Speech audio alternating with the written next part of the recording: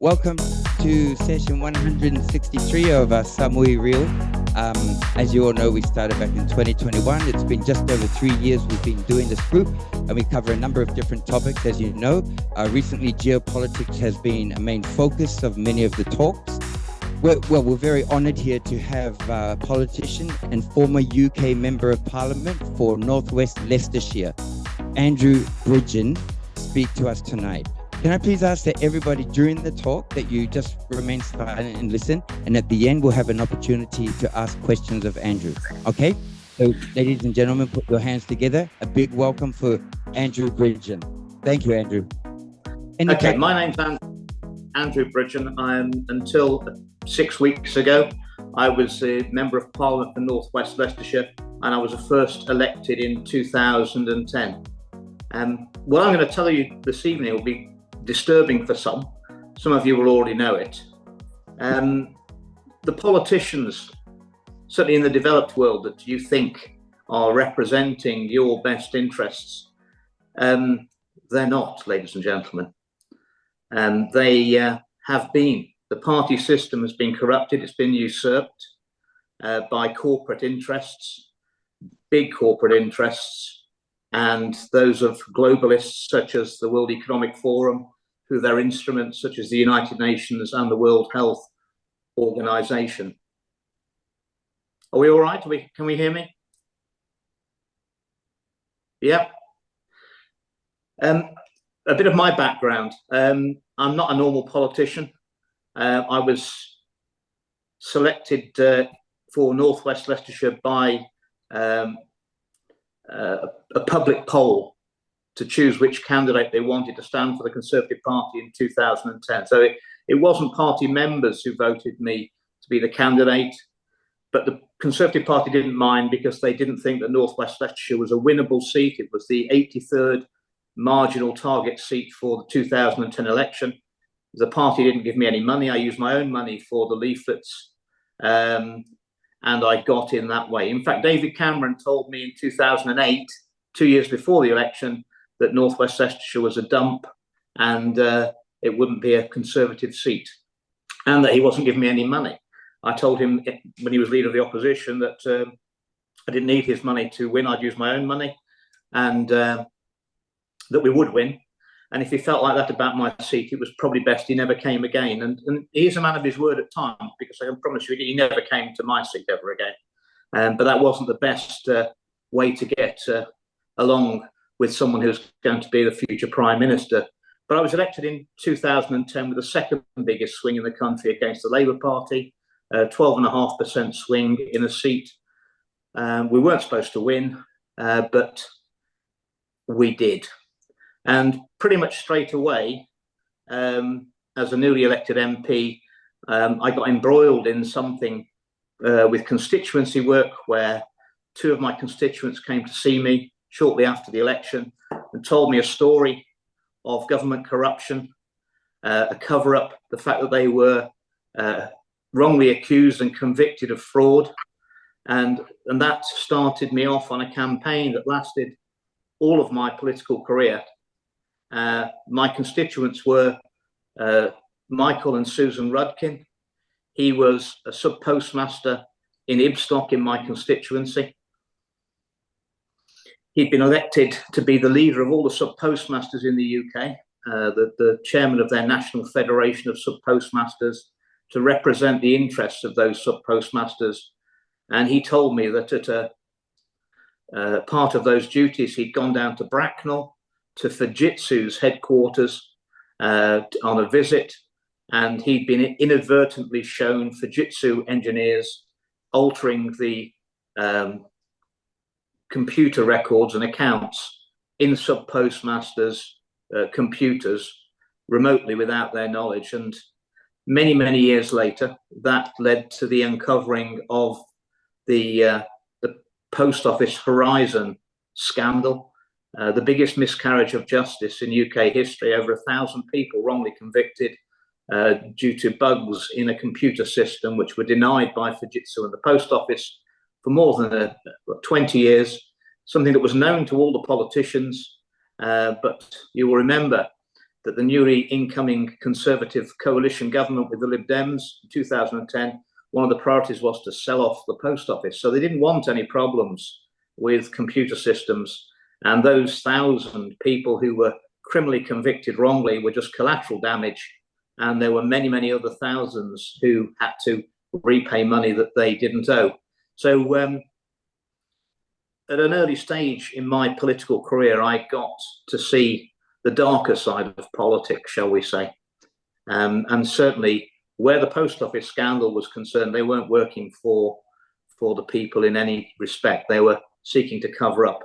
And it was exposed to the public, really, in an ITV documentary in January 2023, which went pretty viral.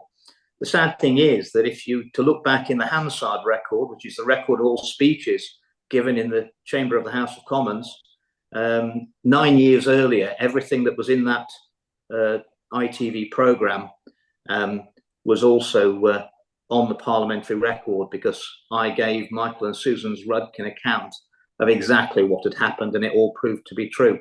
I was written out of that drama documentary. My part in it was written out.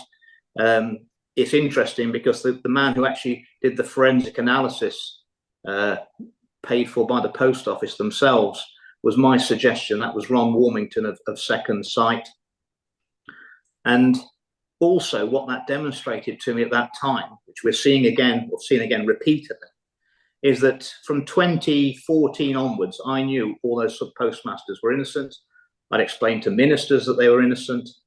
I explained why they were innocent, and I gave them the evidence. I also went to every media outlet, including ITV, who 9 years later made a documentary about it.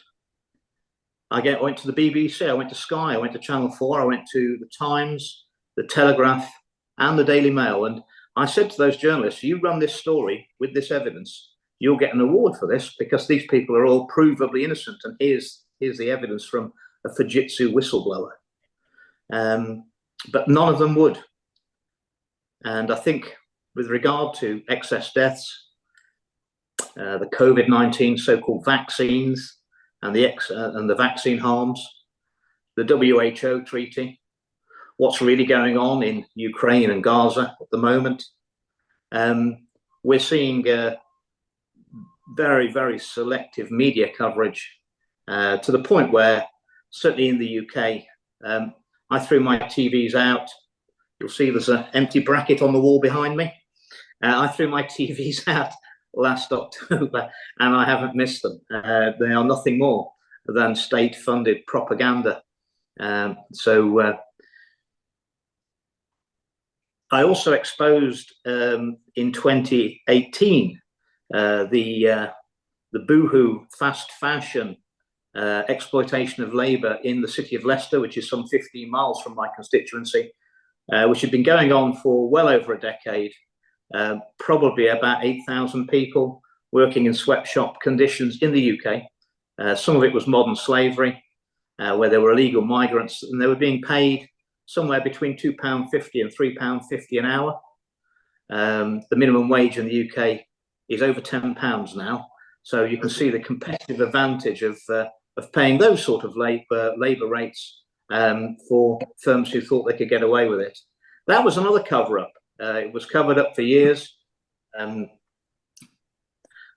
think the market sorted that one out. When I started my campaign exposing what was going on in Leicester in the fast fashion industry, Boohoo's share price was around £4.50. It's probably about a tenth of that today. I'm not sure that the Kamani brothers are very keen on me. So I've got a history of calling out fraud, which is no. It should come to you as no surprise that the only time I was ever offered a ministerial role was by David Cameron just before the referendum on our membership of the European Union in 2016, when his acolytes came to me and said that I could have a ministerial role if I would campaign to remain in the European Union. I am an arch Eurosceptic and always have been. So I then said to them, well, that's very nice of you. What ministerial role do you have in mind for me? And they said, oh, immigration minister.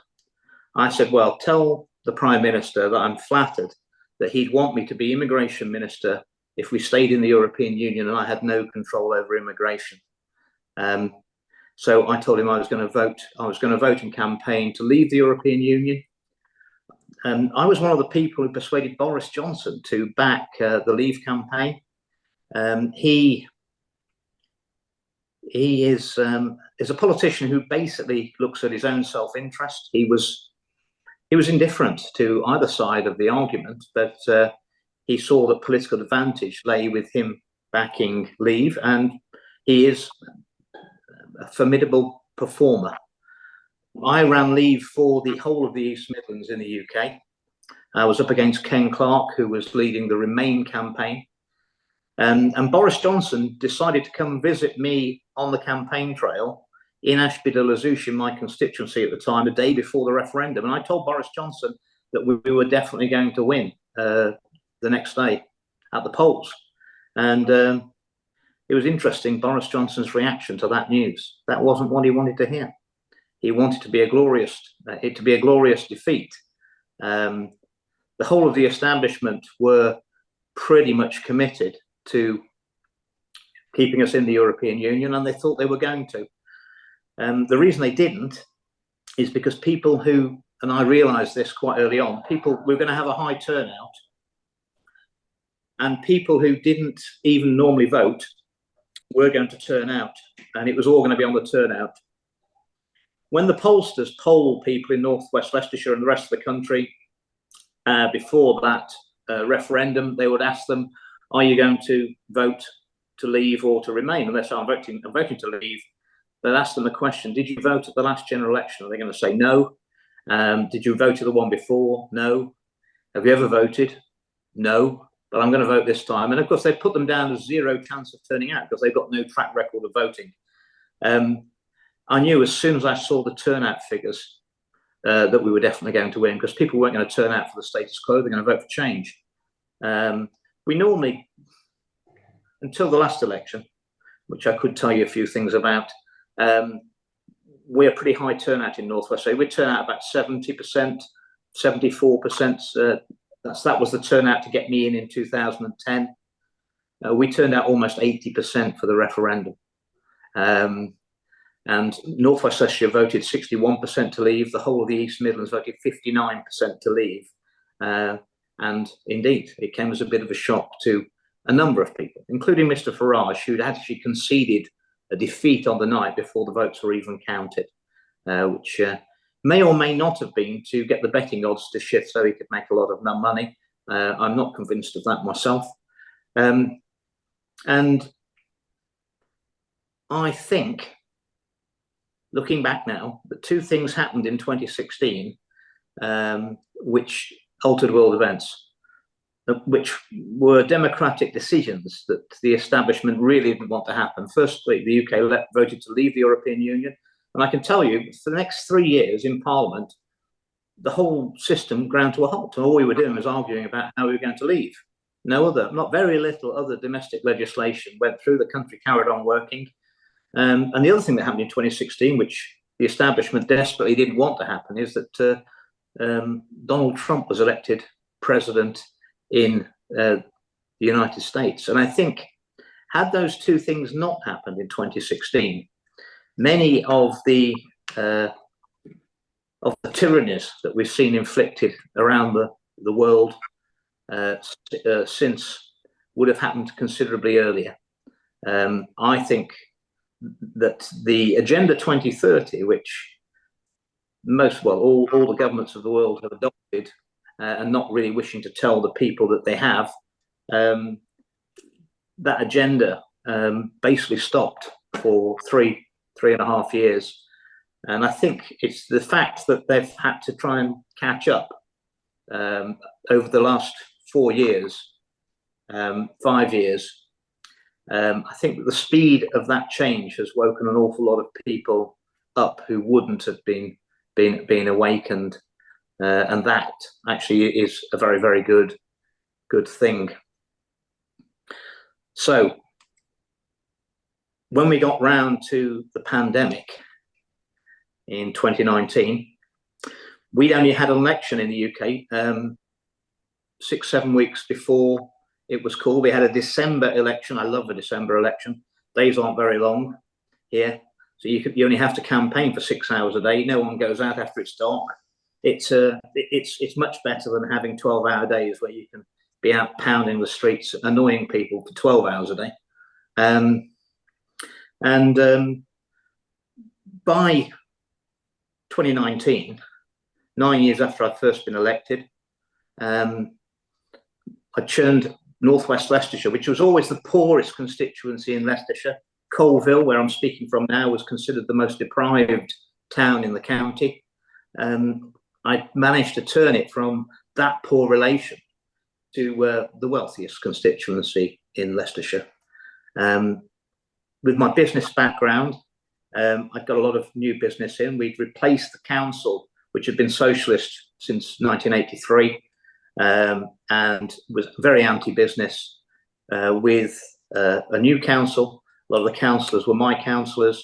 They were small and medium-sized business people trying to do the best for their communities. And we turned in consistently the highest economic growth in the country. We've now got 1.2 jobs for everyone of working age in the constituency, which means there's a huge demand for labour, which is the most sustainable driver of improved working conditions and pay. So that keeps wages going up.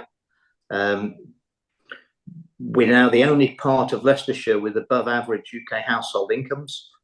And because we've built enough houses of good quality, our house prices are 30% less than the UK average. So above UK average incomes, 30% lower housing costs than the UK average. For my constituents, that was a sweet spot. So most people I sussed out to be happy. What they wanted is to get a decently paid job, get a partner with a decently paid job, and between them be able to afford to buy a decent house in the area, pay the bills, pay the mortgage, go out on a Saturday night on the razzle, and hopefully be able to afford to have a couple of weeks in Benidorm flying out of East Midlands Airport in my constituency, which is very handy. And I don't think that's asking too much. And in North West Leicestershire, we delivered that. How did we deliver it? Well, we played to our strengths. North West Leicestershire is the constituency in the middle of the country. It's furthest from the sea in any direction. In fact, Ashby de la Zouch is the town furthest from the sea in the UK. We're also the centre of population of the UK. So if everyone met up and walked the shortest distance, they'd be in my constituency right in the middle. And we've got very good road connections. We've got the M1, the M42, the A50. We've got our own airport, which is the biggest dedicated cargo handler in the UK. And so 4 hours lorry drive, and bear in mind you can drive about 8 hours a day with a lorry. You can hit 82% of all the chimney pots in the UK from North West Leicestershire. So we've got a lot of very big distribution warehouses. If you want to deliver all over the UK, all roads lead to North West Leicestershire. And I'm also, through my business background, when I was running a food processing company for 22 years, I'm also a qualified transport manager. So I've probably got the best skill match for the jobs. A third of all the jobs in North West Leicestershire are logistics and distribution related, because that's our strength. So we've done all that, and at the 19 election, despite there being 6 candidates on the ballot paper, I got 63% of all the votes, with a majority of over 20,400. So it didn't leave many votes for the other 5 candidates to argue over.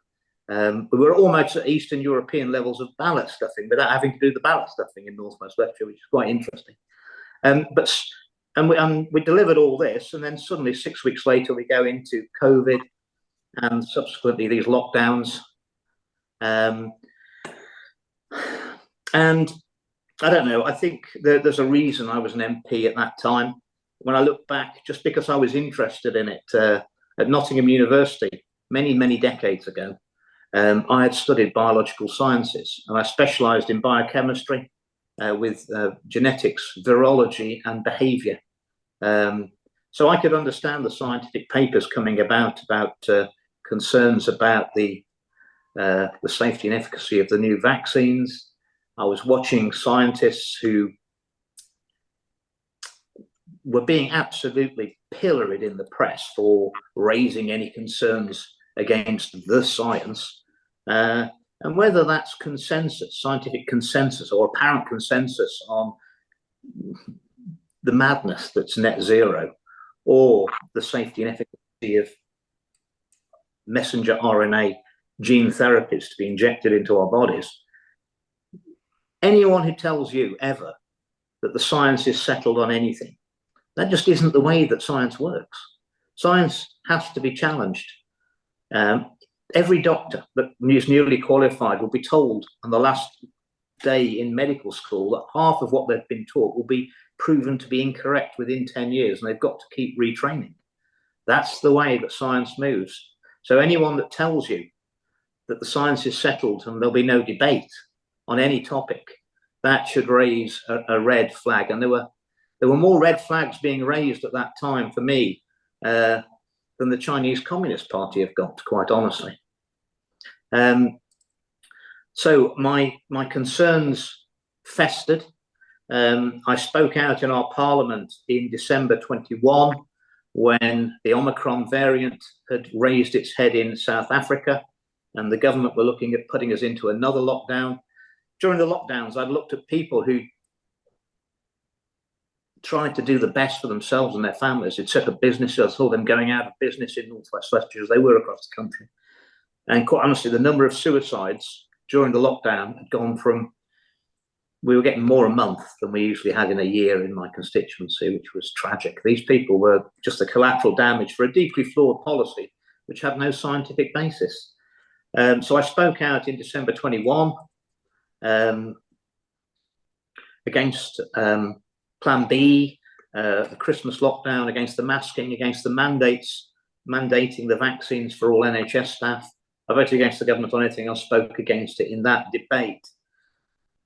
At the same time as that, or shortly thereafter, the Partygate scandal broke, where we found out that at number 10, the people who were working in Downing Street at the heart of government and knew everything and had access to all the science, they weren't socially distancing, they weren't masking, they were having parties.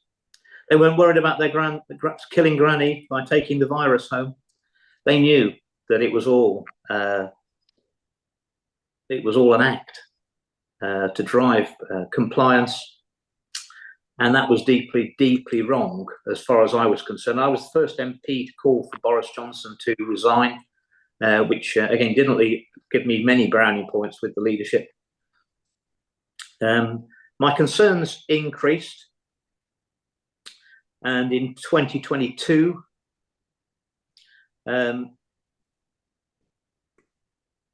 the Medicines and Healthcare Product Regulatory Agency in the UK, supposedly the organisation, the regulator, who were supposed to protect public interest and the safety of medicines, asked the government to authorise the experimental vaccines for children from 5 down to 6 months. There'd never been a healthy child of that age who died of COVID-19. By that time, I knew that 1 in 800 serious adverse events, that thousands and thousands of them would be killed or maimed or seriously injured, suffering life-changing injuries from taking a vaccine that was of no benefit to us. And people were saying, well, we've got to vaccinate the children to protect the old people. Well, that isn't how healthcare works, and it's not how any civilized society works. Any society that asks us to sacrifice healthy children to protect adults is sick to its core, as far as I'm concerned. So I tried to recruit. I knew that there would be a huge establishment backlash the moment I spoke out against the vaccination of small children. I tried to recruit colleagues to help me. I went to my old Brexiteer friends, and the response was shocking, which I'll share with you. Some of them said that they'd suffered side effects themselves, and they believed there was something wrong with the vaccines. Some of them told me that they'd had relatives who were severely injured. But to a man and a woman, they said they weren't going to speak out about it. You have to ask yourself why that would be. They're either compromised or they're bribed. I had been offered a bribe myself after I asked for Boris Johnson's head in January 22, I was offered anything I wanted. All I had to do was tell them what I wanted, and they'd sort it for me. So I asked them, is this the game we're playing now? And they said it was. So I said, well, in that case, then can I have the Prime Minister's resignation letter? And they told me I couldn't have that. So I said I didn't want anything else. And we were on pretty much a collision course from that day onwards. So no one would speak out. I secured the debate on the 13th of December 2022, and the rest is history. From that moment when I stood up in that chamber, raised concerns about safety and efficacy of the vaccines and opposed them being used on small children, I was cancelled by the mainstream media. There was no coverage of that speech. It's on YouTube, you can watch it. But my card was marked, quite honestly. But what I can tell you is I didn't do it for nothing. The UK did not ever authorise those vaccines. They daren't authorise those vaccines after that speech. We're one of only, I think, 2 or 3 countries in Europe that didn't vaccinate down to babies of 6 months, and I'm pleased with that. In January, I was suspended from the Conservative Party for retweeting a paper from the Hebrew University of Jerusalem by a friend of mine, Dr. Josh Getzko, who happens to be a Jewish gentleman. And I quoted a cardiologist who told me that the rollout of the COVID-19 vaccines is the biggest crime against humanity since the Holocaust.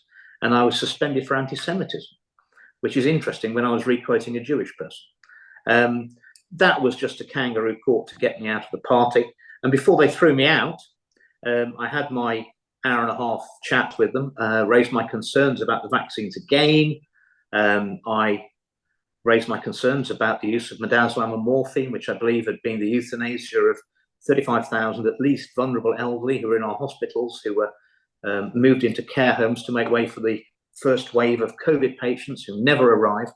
But they were put on midazolam and morphine, and a nice guideline 163 was introduced by Matt Hancock in, I think it was the 4th of April 2020.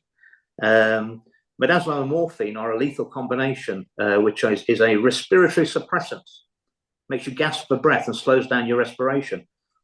I'd ask you, why would you ever prescribe that for someone you thought had got a respiratory virus? But of course, these people died. They were vulnerable elderly. They were often sent out of the hospitals to the care homes without the medications they'd been on in the hospitals. They were in hospital for a reason. I wrote to the government in 2022 and asked them, could they tell me how many vulnerable elderly were moved out of hospital to make way for the first wave of COVID patients in March and April 2020? How many were dead within 7 days, 14 days, 28 days, 56 days, 72 days of A, on their death certificate, COVID-19, or B, other causes? The government wrote back and said they didn't hold any of those figures centrally. So the government were telling me that they had no idea how many vulnerable elderly were moved out of hospitals around the country, and they had no idea what happened to them. Well, I know what happened to them. They all died of respiratory suppression, and they were all put down as COVID-19 cases, which is what created the first wave and created the hysteria that managed to persuade so many of us to take vaccines which were neither safe nor effective ultimately. And at the end of that hour and a half with the party, they listened and they didn't say anything. And then I was told something which sticks in my mind forever. They said, and I quote, verbatim, Andrew, there is currently no political appetite for your views on the vaccines. There may well be in 20 years' time. And you're probably going to be proven right then. But in the meantime, you need to bear in mind you're taking on the most powerful vested interest in the world with all the personal risk for you which that will entail. And I said, I guess you're going to throw me out because that's it, I'm done. And they did. So then I stand as an independent in the chamber, in the House of Commons. I'm an independent MP. I'm noticing that we've got massive excess deaths in the UK. After a pandemic where the weak and the vulnerable have died before their time, you may have realised that we can only die once. And if someone dies in a pandemic, they might have lived 12 months longer, they can't die 12 months later. So after excess deaths of a so-called pandemic, you should have a period of time where you've got less than excess deaths. We'd never had that since the pandemic. We'd only had excess deaths. We were continuing to have excess deaths at about 1,200, 1,500 a week. So I asked for a debate in the House of Commons on excess deaths. And I had to, you're only allowed to apply for a debate once a week, and you can only apply on sitting weeks. And it took me 26 applications. Every application came back unsuccessful in ballot. Unsuccessful in ballot. You can see why I don't play the lottery, can't you? Just unlucky. And it was clear that the debate was being suppressed. Well, I produced in 2023, I produced a mini documentary, 12 minutes on the thalidomide, the real story, which is well worth you watching on us on YouTube as well, on my YouTube channel. And the facts of that is that, you know, Big Pharma making a mistake and trying to cover up the mistakes is nothing new. In 1961, thalidomide, a drug which had caused tremendous mayhem to unborn babies, pregnant mothers who took it to combat the symptoms of morning sickness, and its selling point, the selling point of thalidomide was safe and effective. Safe and effective. So Big Pharma aren't allowed to use safe and effective in their marketing after thalidomide. It's illegal. But Big Pharma didn't do their own marketing for the vaccines. They were done by politicians and civil servants. They were the marketing agents. They said it was safe and effective. Big Pharma would never be allowed to say that without caveats following what happened with thalidomide. Well, thalidomide was withdrawn in 1961 in Europe.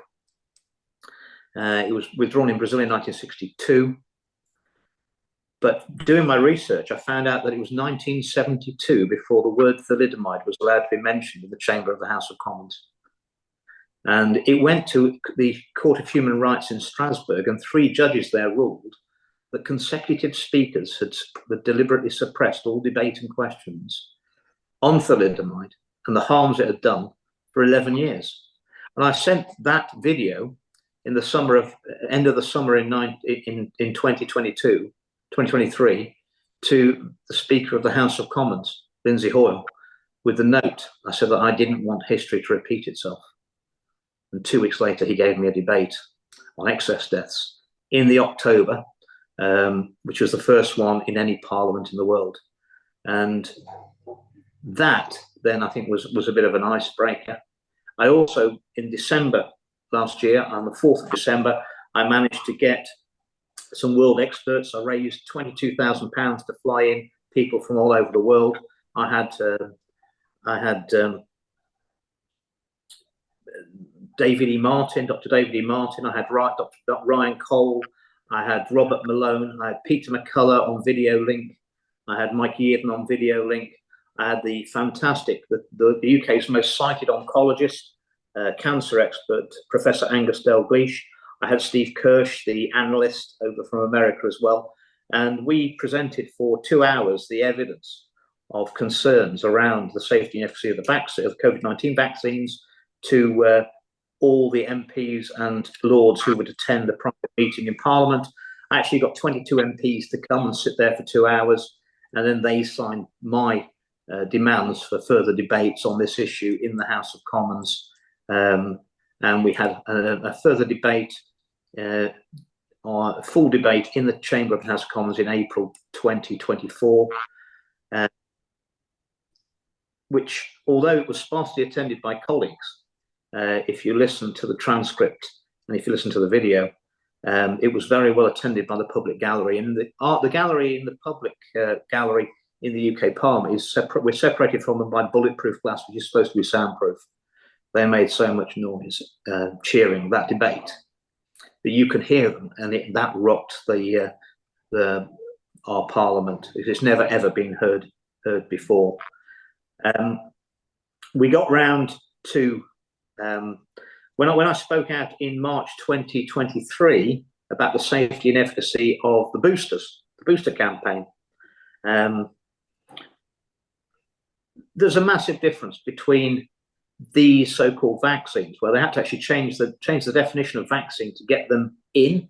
Vaccines are the most loosely regulated of any medicine that you could put into your body. Don't have to go through anywhere near as many tests as any conventional medicine, and they had to change the definition to get these gene therapy treatments classified as vaccines. But a normal vaccine, the ones that we would have had when we were children for polio or lots of other things, what you normally have is an attenuated, a dead piece of the bacteria or the virus or a fragment of it, which will induce an immune response without giving you the disease. And that's good. But with these gene therapies, what you're actually injecting into our body was the most pathological, the most lethal part of the virus, which is the spike protein.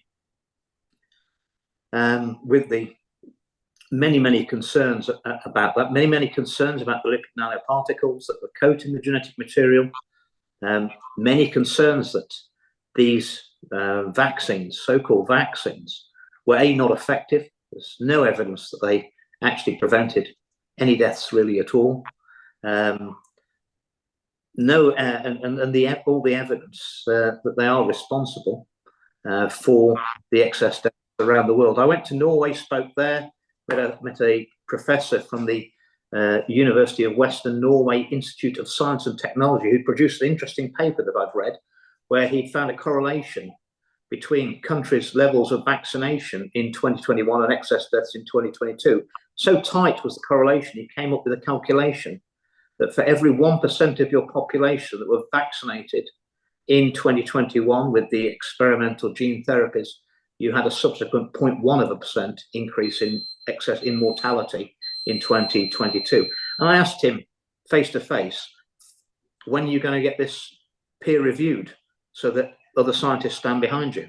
And he just laughed at me. He said, Andrew, that's not how it works anymore. He said, anyone who peer reviews my paper positively will be blackballed and have no more funding for anything they want to do. They're finishing their professional career off. And he said, and no one's going to peer review it. He said, because they can't fault the maths. It's only maths. He said, and the maths is right. So he said, no one's ever going to peer review this paper because they daren't. And, you know, we're supposed to speak in the chamber of the House of Commons without fear or favour. And you can't have true science without the ability to speak your truth. You can't have true politics without that. You can't have true representation of the people. But ladies and gentlemen, that is where we are. I can assure you, in the chamber of the House of Commons, there's a lot of fear. And as I think we've all experienced who've been in there, there's also a lot of favour, if you wish to accept it, for keeping your mouth shut and selling your people out. And you can sell your soul to the devil any day of the week, but I promise you'll never be able to buy it back. And those people cannot buy their souls back. And they have sold you out. They've sold humanity out. And I think they're very worried, because I think events over the next few months are going to be, we're going to be in for a very, very bumpy ride. There's lots of things they've got coming down the pipe for us, but I think a lot of people have woken up, and I think a lot more people are going to wake up. And where are we? Well, if it's a game of poker, the globalists have got plans for us, which are pretty dark, where they're going to take humanity and where they've been taking us for quite a while now, with or without our knowledge. But if it's a game of poker, for the first time, I think they're all in. We were always all in. And over the turn of the cards, over the next 6-8 months, that game is going to be decided. And there will be a time when you will have to act. And you will know when that time comes, and it's coming very quickly. Ladies and gentlemen, thank you very much for listening to me, and I'm happy to answer any of the questions. Thank you so much, Andrew. Thank you very much. A big hand. You probably can't hear the applause, but there's a big applause. Yeah, sure. Okay, great. Okay, first, Kayla. Oh, sorry. Okay. Hi, Andrew. First of all, I just want to say, as someone from the UK that saw through the COVID stuff quite early on, I'm so grateful to you. And I think everybody from the UK and beyond really is, to have the integrity to stand up in Parliament, say what you said, put yourself on the line while all these asshole careerists walked out. Like, thank you so much before I even ask my question. Really. Okay. What you've done is you stuck up for a lot of people that feel frustrated and unheard, and that's so important. So thank you so much for that.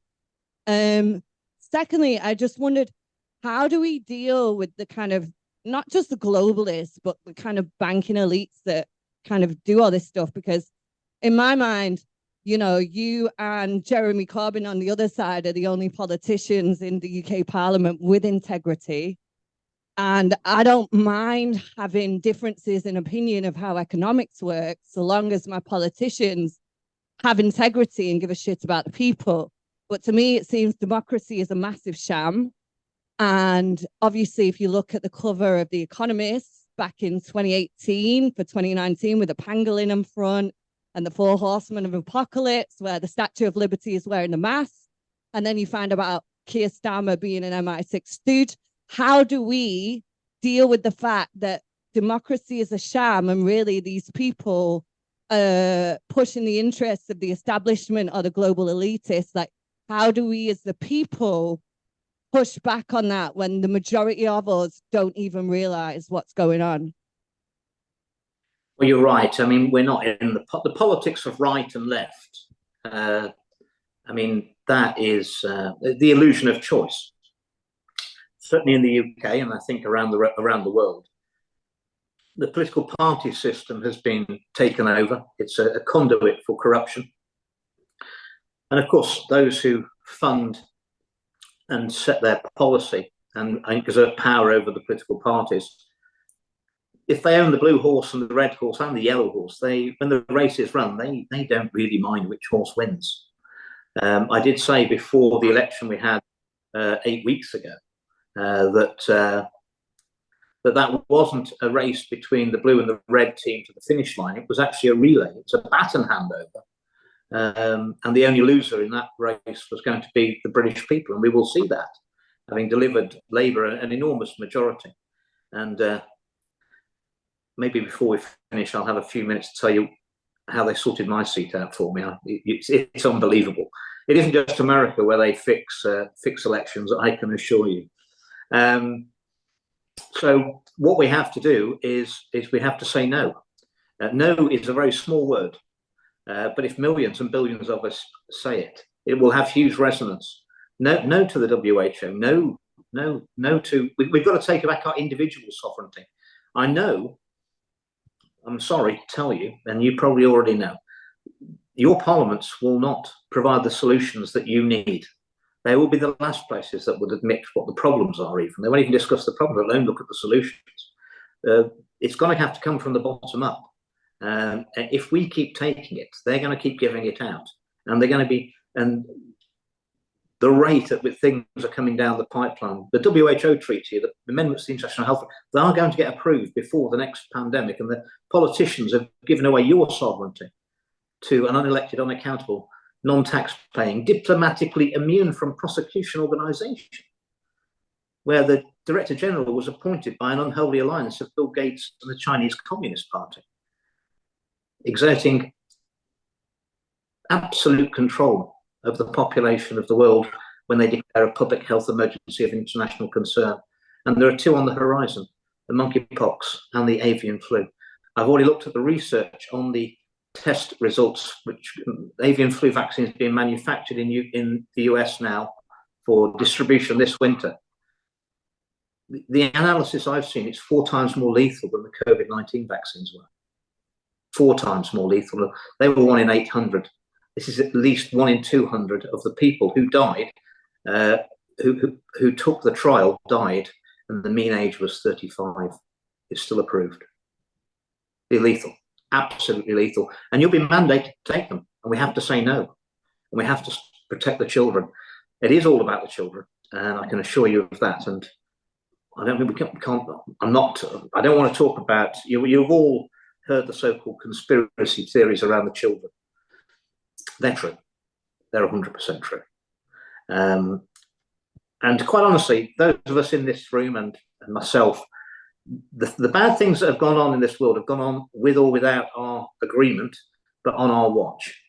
And we've got a duty to get this sorted, or the next generations have got no future whatsoever. So we have to say no, and we're going to have to resist. And we're not all going to make it. Let's be clear about that. But this is it. This is it. It's coming soon. Thank you. Thank you, Kayla, for the question. Thank you, Andrew. So just to be clear, so we have everybody here in the bunker, and we have people around the world on Zoom who are members of Samui Real, or they are previous speakers. I believe we have Charles Coves here from Australia, who you are familiar with.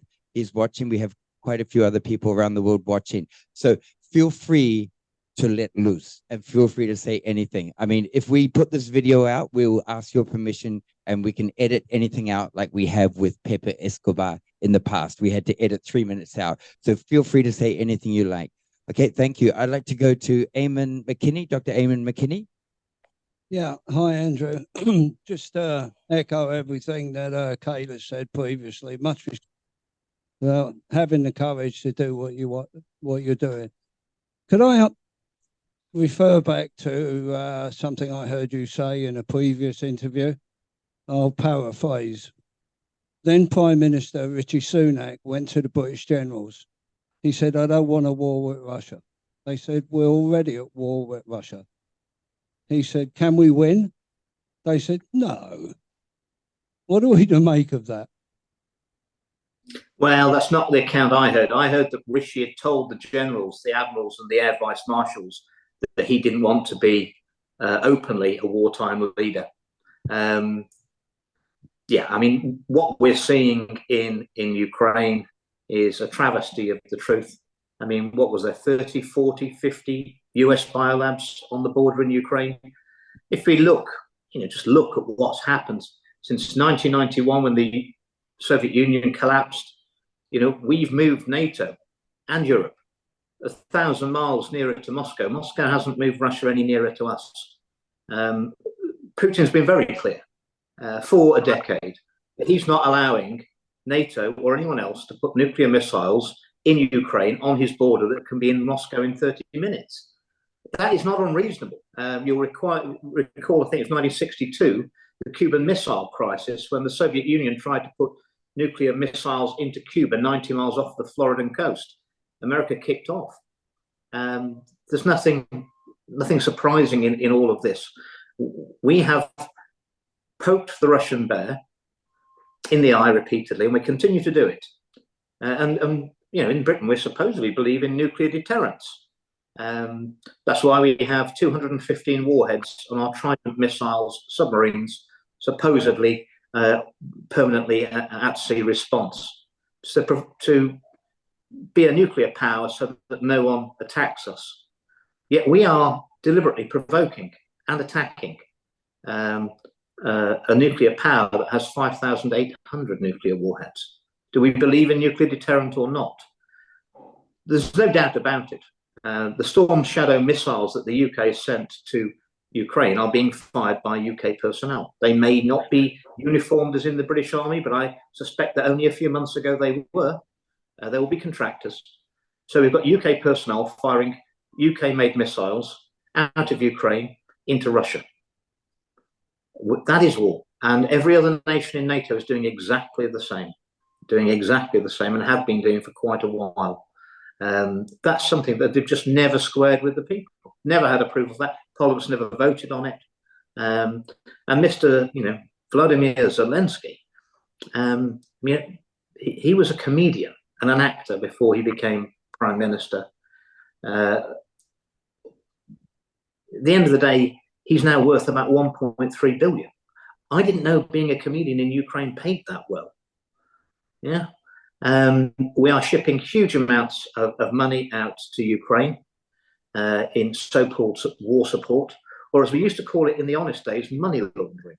That's what we're doing. We're money laundering. Huge amounts of money. At the same time as the new Labour government, which supposedly is all for the people, have just announced that we can't afford anymore because we're sending 11.6 billion of our taxpayers' money to countries like Malaysia to help with their climate mitigation and net zero. We're sending billions and billions and billions all the time to Ukraine, but we can't now afford to give our old age pensioners help with their fuel bills in the winter. At the same time, as we've just been told that we're going to all suffer a 10% increase in October in our electricity and gas prices. You know, there's something seriously gone wrong, and the people are waking up to it. Maybe it took that. You had a Conservative government in the UK which did nothing Conservative for 5 years with the biggest majority it had ever had, and now we've got a supposedly left of centre party that are putting things through that Conservative government would never have dared take the pensioners' heating allowance away. So maybe it needs that for the people to really wake up and realise that our political system, our so-called democratic system, is really broken. I mean, democracy comes from the ancient Greek. So demos is the people and kratos is the power. That means power to the people. Well, how powerful do you feel? How powerful do the people in the UK feel? They voted and demanded at every election for the last 20 years to reduce migration. Yet migration into the UK, legal and illegal, is at record levels. 1.3 million people a year. This year in the UK, one person in 27 walking the streets has been in the UK less than 2 years. Next year, it'll be 1 in 15 less than 3 years, and etc., etc., etc.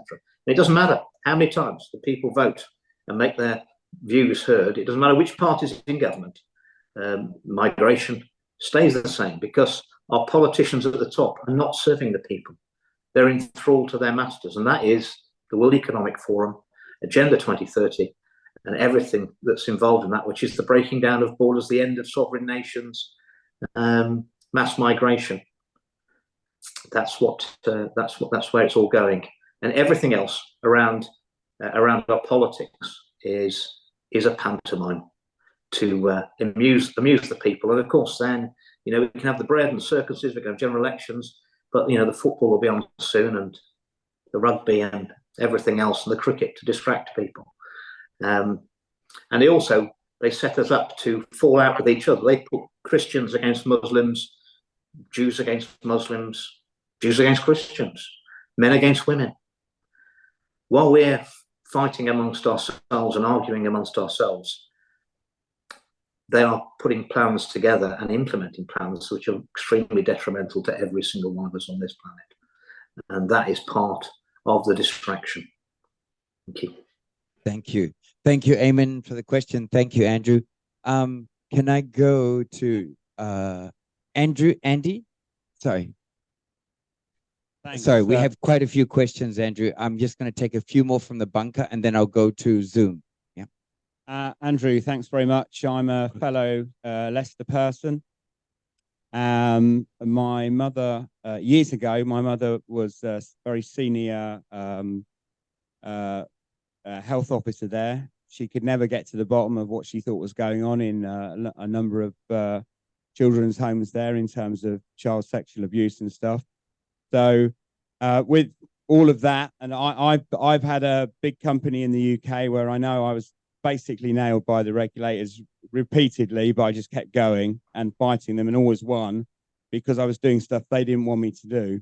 So I fully agree with that.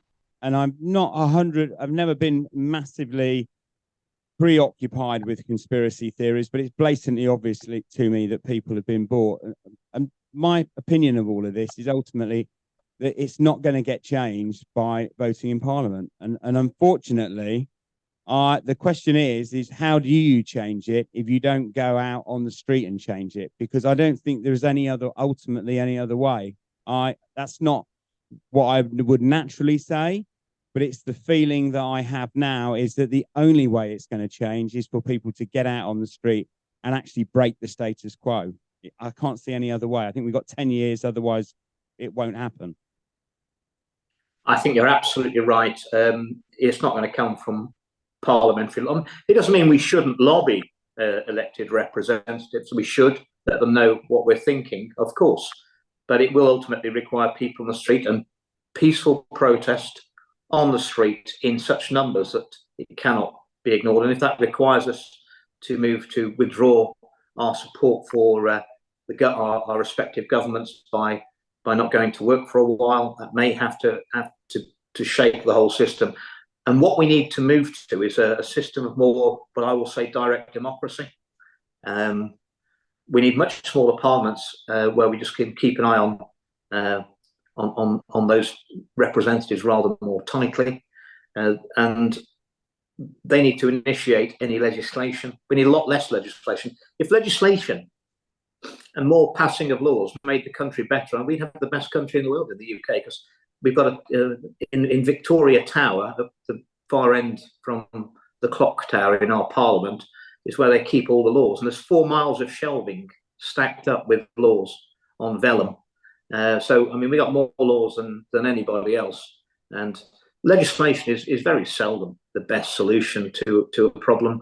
Anyway, it's always fraught with unintended consequences. So we need much smaller parliaments. We need to have people who have no outside interest while they're serving the public. And we need to get rid of our second chambers and the public. We need democracy. So the public have to become the government.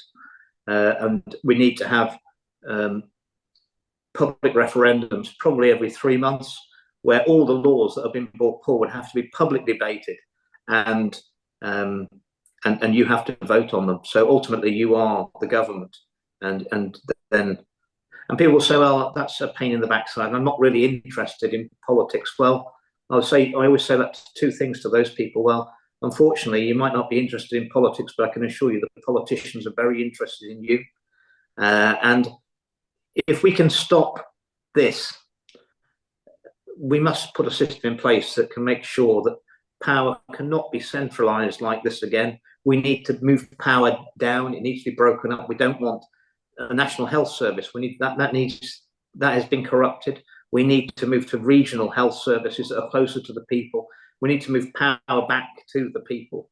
And it's only through centralization and consolidation of power that we can end up in a situation as bad as we have been. And I say again, if we can get through this and sort it out and stop the trajectory which we're heading, we've got to set in place a position which means that this cannot be repeated again. And one of the ways we're going to do that is those people who have committed crimes against humanity will have to be held to account. And only when politicians and civil servants, and I'm putting it rather strongly, it's treason. They have committed treason against their nations. It's very interesting that the first piece of legislation that Tony Blair brought in, which was never flagged in '97 when his government got in with a massive majority, was he tried to remove the death penalty from the Treason Act. I wonder why. It must have been the highest priority law he had, the first thing he wanted to change as soon as he came into power. Well, people like Mr. Blair need to be held to account. He's highly likely to be the taking over from Klaus Schwab very shortly as the head of the World Economic Forum, and I think that tells us all we need to know about Mr. Blair. And I go back to earlier in my speech. He was the Prime Minister who brought in the Horizon system. I can tell you now that Horizon post office system, the government had paid 800 million for it in the late 90s. It didn't work. It was actually designed to deliver benefits through the post office, like pensions and housing benefit and things like that, those payments. It could never make it work. It got too many glitches in it. They didn't want to write off the money, so they wrapped it up in a retail package and gave it to the postmasters. And Tony Blair knew all this. And he was asked questions about it in the chamber when he was Prime Minister. He said it was basically safe and effective, he said. Basically safe and effective. And he knew it wasn't. And the diabolical thing is that he has sat back and watched for 20 years innocent people go to prison when he knew the answer, and he did nothing. And just like they've done nothing about the safety and efficacy or not of the vaccines, the lockdown policies, handing over our sovereignty to the WHO, the madness that is net zero, which the science just doesn't support any of that. That is treasonable, because they're actually conspiring with foreign entities against the interests of the people, and that's not, that's treason, and that has to be that has to suffer the severest of punishments. Because how can the people, when this all emerges, there's going to be a collapse in trust from the people of our politics, our scientists, and our medical establishment. The only way we're going to get that trust back in any form whatsoever, it will never come back how it was, and neither should it. People should be skeptical and ask for evidence. But the only way it's going to come back if those who transgressed against the people are held to account, and that sends a message to the people that will not be tolerated. But it also sends a message to those who seek high office and responsibility that if you ever transgress again like that, you will ultimately be held. And that has to be a deterrent. Otherwise, we wouldn't bother putting people in prison, would we? Or giving them sentences for criminality, because it is a deterrent. So that's where we are, ladies and gentlemen. Thank you, Andy, for the question. Thank you, Andrew, for the answer. So I'm just going to go one more question from the group, and then I'll go to Zoom, and then I'll come back to the group. So Tom, yeah. Andrew, thank you very much for a fantastic talk. I'd like to hear your response to an event that I've read recently has happened in Sweden. Sweden has pulled the Agenda 2030 goals off their government agendas. Do you see any chance of that happening to other governments, either in Europe or in the Western world in the near future? I don't, but I'm hoping that public opinion will force them to adopt a more sensible position. The Agenda 2030 is the old Agenda 21. It's all pushed from the World Economic Forum through the UN, who have been completely bought, and WHO. 86% of the WHO's funding now comes not from the nation states who are members, the 194 or 192 member states. I think it's everyone who's in the UN is a member of the WHO, the World Health Organization. They're all aligned with it, except for Liechtenstein and the Holy See, the Vatican. They're not, but they're associate members. And let's face it, the whole of the world's population can't go and live in Liechtenstein. It's not big enough. So we've really got to stop this giving away of our power, your power. I've always maintained that politicians are merely the custodians of power for a very brief period of time. It's a blink in the eye of the eye in human terms, and that at every election, sovereign powers have to be returned to you, the people, because that's the duty. So you can elect who you want to represent you for the next parliamentary term. And so the sovereignty could never be given away without a referendum. And as far as I can see, there's no country in the world that's going to look to have a referendum on any of these huge issues, because they don't like democracy, because they know they won't be able to necessarily predict how it's going to turn out. Following the result of the referendum on the European Union membership, I fear it'll be a very long time. I mean, for me, that was great. We had 8% participation. At the last general election, we only got 58% of the public turned out to vote. So many are disillusioned with the whole system. I mean, undoubtedly, none of the above won. The people who sat on their hands, that was the biggest party by far. What a sad indictment of the state of our politics. And quite honestly, the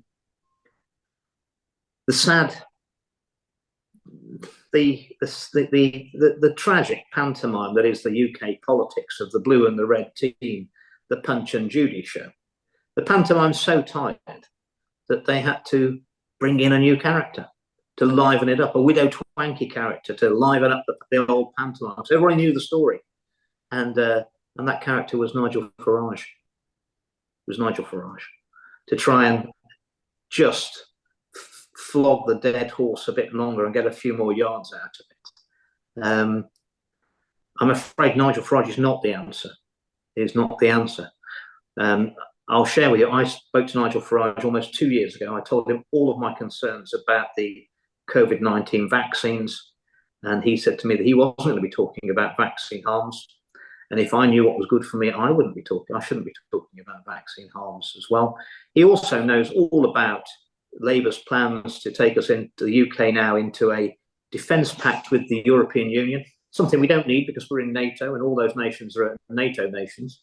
The only defence pact that's on offer in the European Union is the Defence and Securities Union. That's being forced on all European Union members, and that will require that all those members hand over control of all their armed forces, all their secret services and their local police.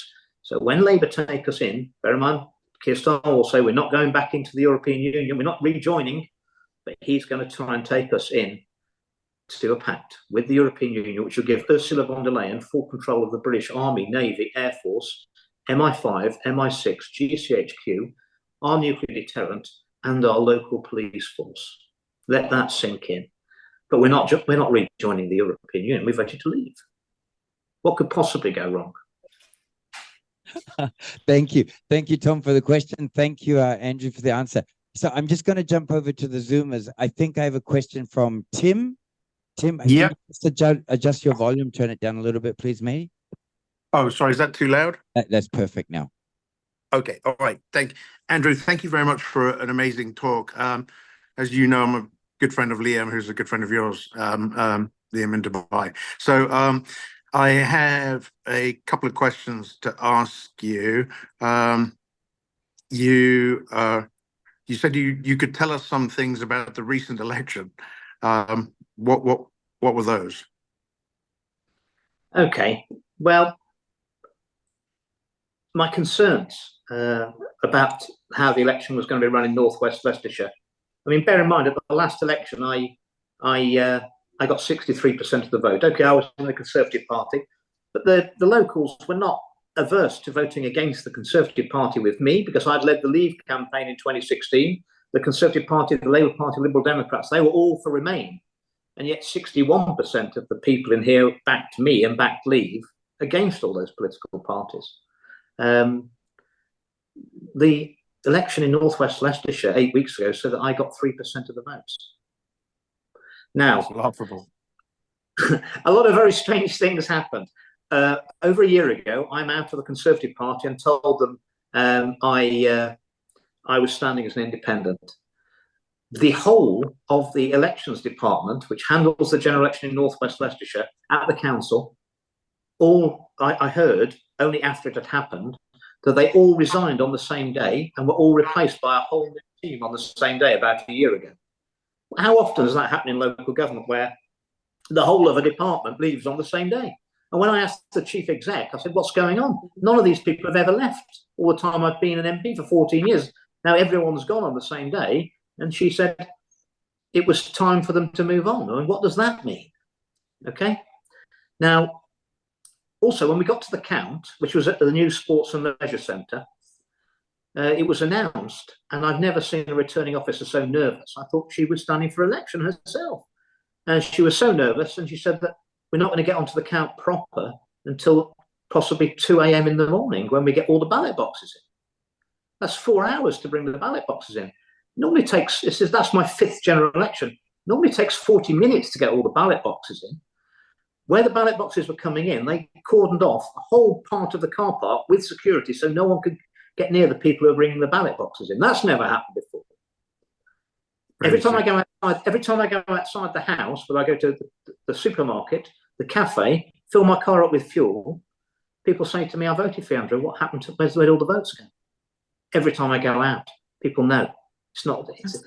When I went to vote myself, there were 8 people in the queue behind me at the local polling station. I voted for me, obviously, and two of the people in the queue came to me and said, "We've just voted for you." Well, listen, if I got 3 out of 100 votes, there aren't many people in a queue of 8 that voted for me. Well, I know at least 3 of us did. I mean, none of it adds up. And on top of that, there's two other points. Ipsos Mori ran the. I've managed to do some digging on this. I wanted to have a poll of North West Leicestershire and find out how people actually voted. Now, obviously, the answer to that is to get hold of the Ipsos Mori exit poll for North West Leicestershire, which they polled in 500 constituencies, where they were sat outside a polling station all day from 6 in the morning till 10 at night, and they would have asked every fourth person how they voted, written it down, and sent that off to London for the exit poll. Huge poll.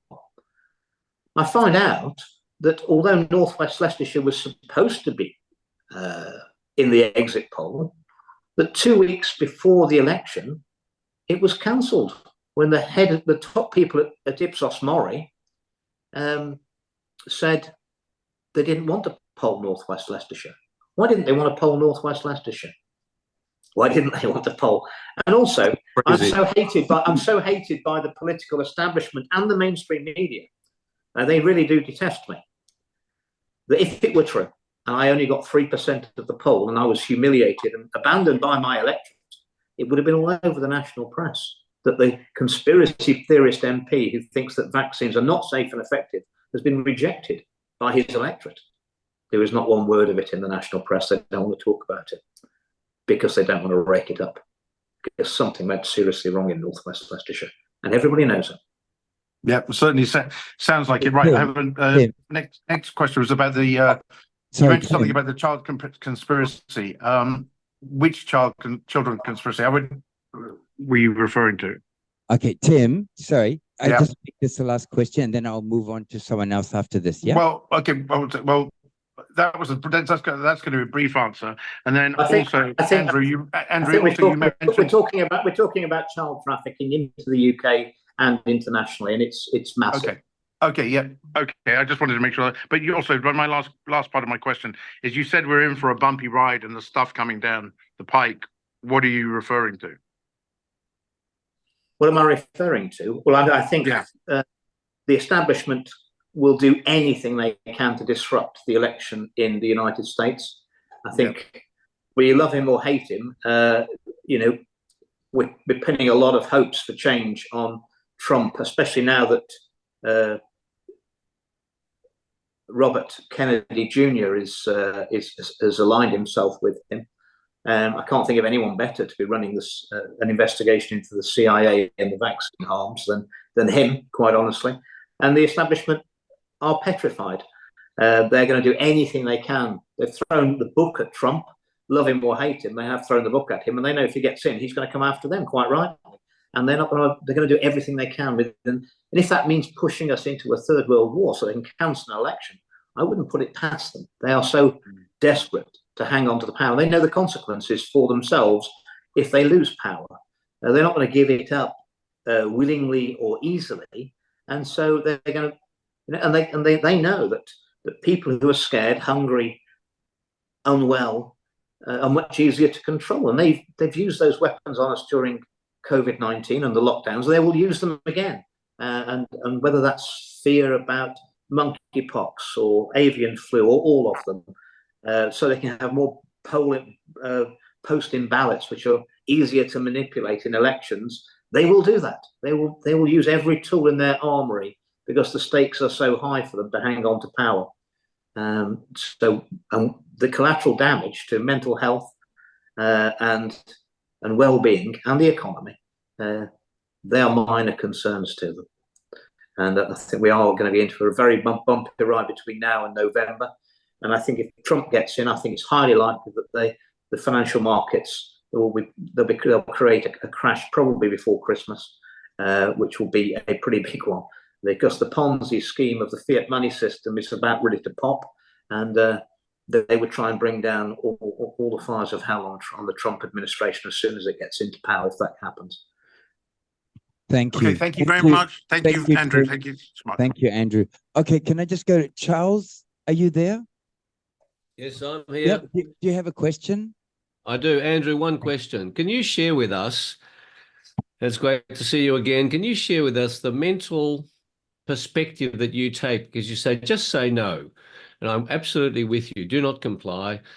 You know, you are willing to face, and I think that you're an inspiration to all of us. You are willing to face the pain of saying no. Just share your perspective. What makes you tough enough to do that? Bobby Kennedy, as we know, standing for election is a scary enough thing to do, and you went against the establishment. What's your thinking around that willingness of you to suffer?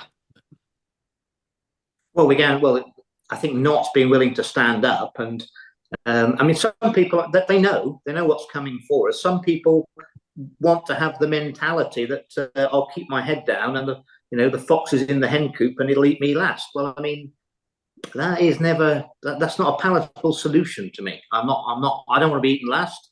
And that is the reality of where we are. I think the virus was contagious. Fear is contagious, but we need courage can be contagious as well. I remember when I was thrown out of the Conservative Party, I had 4 members of parliamentary staff, two women who were part-time because that's what they wanted, and 2 men who were full-time. And they'd been with me, most of them had been with me, one of them had been with me for 17 years. And I said, look, you're all members of the Conservative Party. I was a member of the Conservative Party. Obviously, I've been thrown out now. They're not going to have me back. So you can't carry on being a member of the Conservative Party and work in my office. You've got to decide you're either with me or you can stay with the Conservative Party. We can't have both. And the 2 men said they were going to stay with the Conservative Party. The 2 ladies said they were going to stay with me. And I said to the 2 guys, one of them had worked for me for 17 years.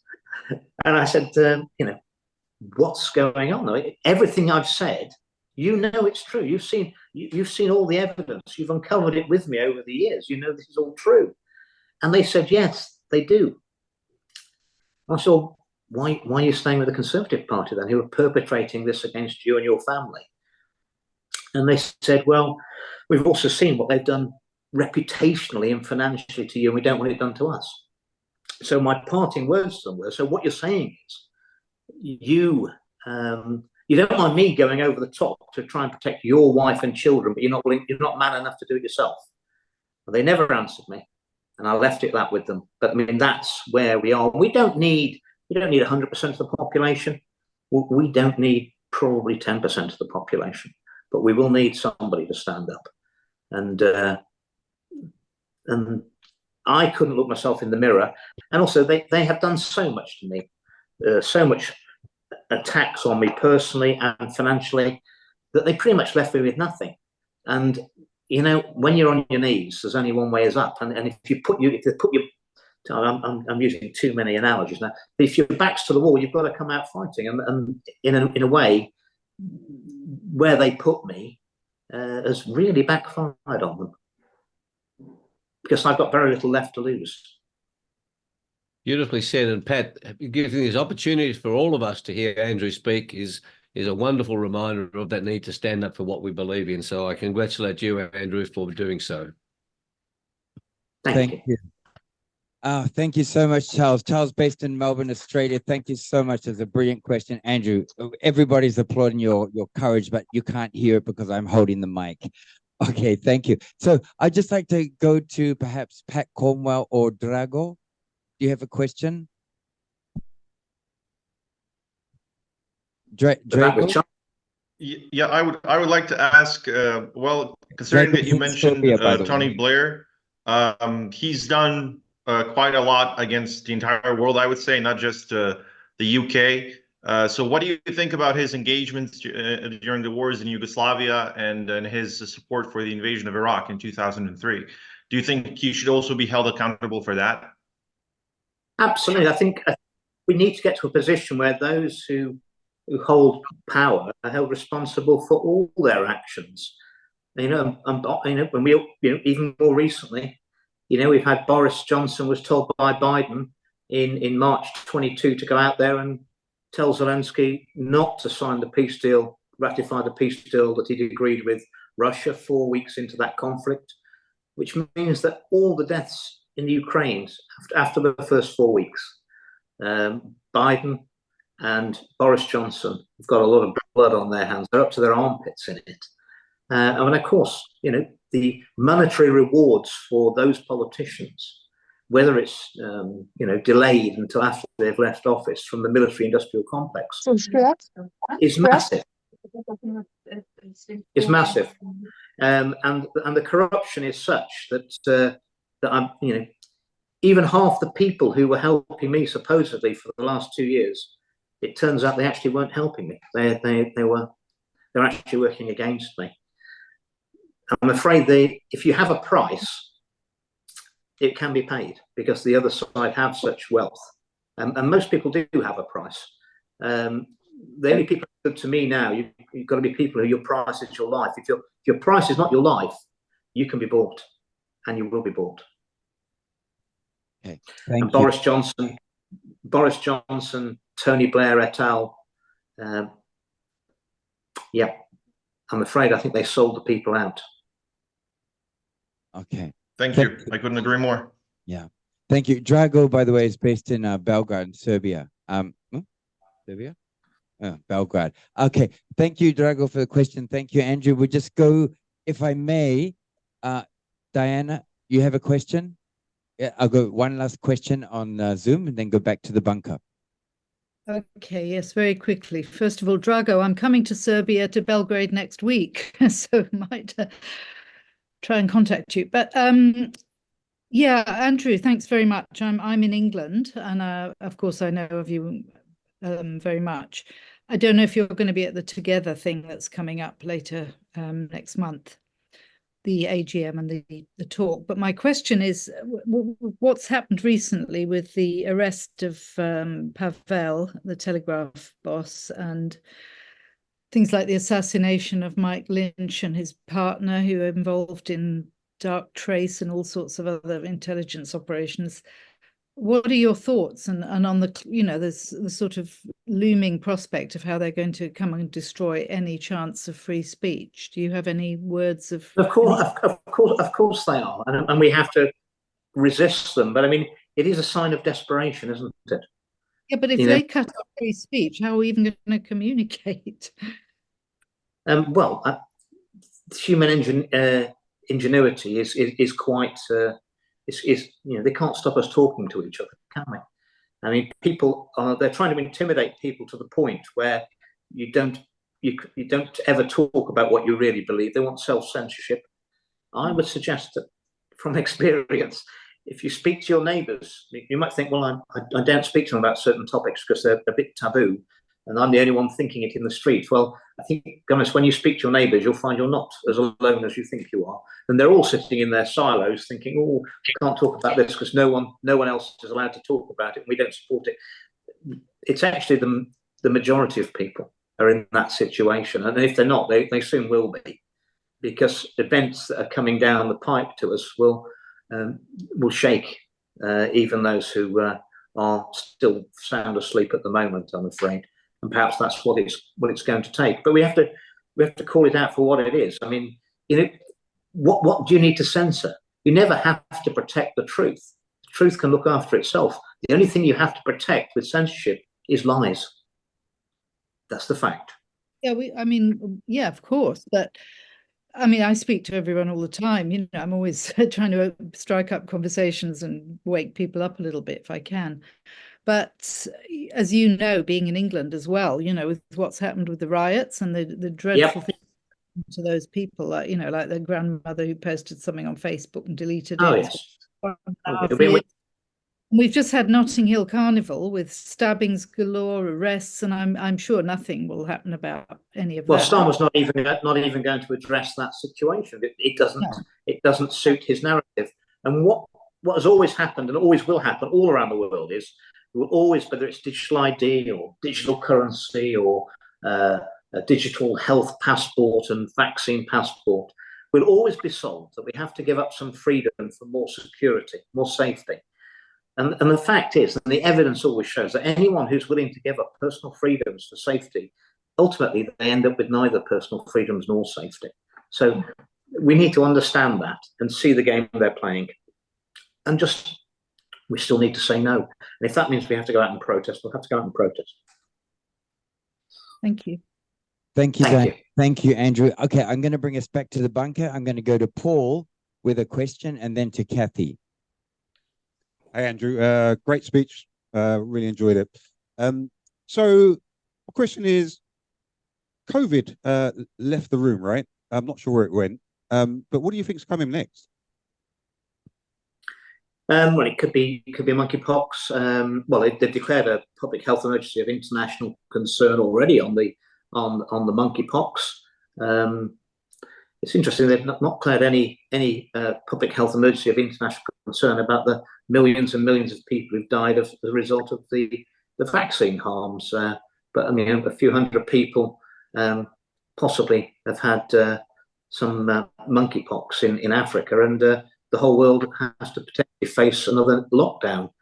The WHO flexing their muscles. They're trying to use fear and the psyops again.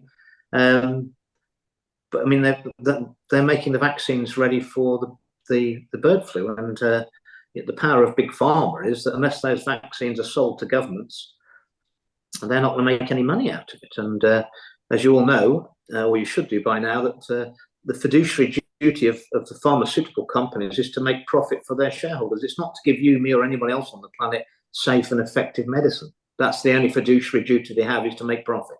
And as Asim Malhotra, the cardiologist, said, they're quite psychopathic in the lengths they're willing to go to make that profit.